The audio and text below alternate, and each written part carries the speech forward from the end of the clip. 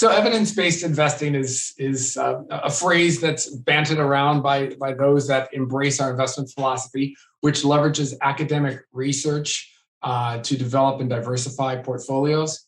So it's really based on evidence, and we believe that the evidence tends to show that that the efficient market hypothesis should essentially be embraced. So we believe in highly diversified portfolios, low cost. If you're going to try to tilt the portfolios towards factors, you want to do so very cautiously, recognizing that there are things that you can control, like asset allocation, asset location, tax loss harvesting, et cetera.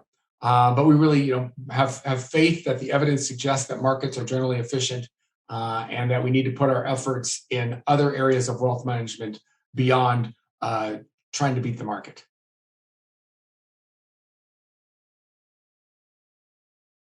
One of the things that I try to do to try to retain clients is provide services that may be of interest to them. So sending paper newsletters is one of the things that I've done for numerous years. I find that our email inbox is overloaded.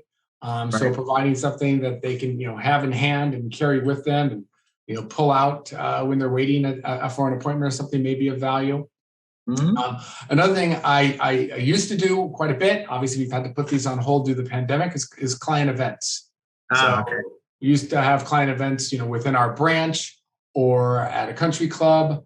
I've even having clients come, some of my clients come to my office. I have a beautiful office here in Arcadia. We can see the view out the back there. Yeah. And I sometimes will entertain a small number of clients right here in this office. So, just trying to get together face to face, I think, is one of the most valuable things.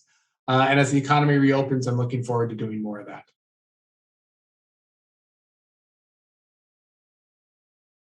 If you want to just start out young and you have the opportunity and you have the direction, if you are going to do that, then I think it's probably best if you work in a support role, because I think it's very difficult for 23-year-olds to do business development, especially wealth management business development. Perhaps maybe on the qualified plan space, that'd be a little different. But I think it's hard to convince, 50, 60, 70-year-olds to trust a 20-something-year-old with your life savings. Sure. But the way the industry has evolved, there's plenty of career paths for young people looking for experience that want to get into this industry and want to learn, want to earn reasonable compensation, and eventually, buy time until they want to start becoming a producer themselves. I think one of the lessons is to not focus on daily, weekly, monthly market moves. I think more wealth has been destroyed by looking at your portfolio than ignoring your portfolio, especially if it's properly invested and diversified. One of the things that I do is I look at my LPL has the ability for us to see how many times a client has logged into their account the past 30 days. So when I'm prioritizing what clients I need to reach out to, I look at those clients that are on the top of the list that are logging into their account every day or multiple times a day, because I know that there's probably some distress going on with them.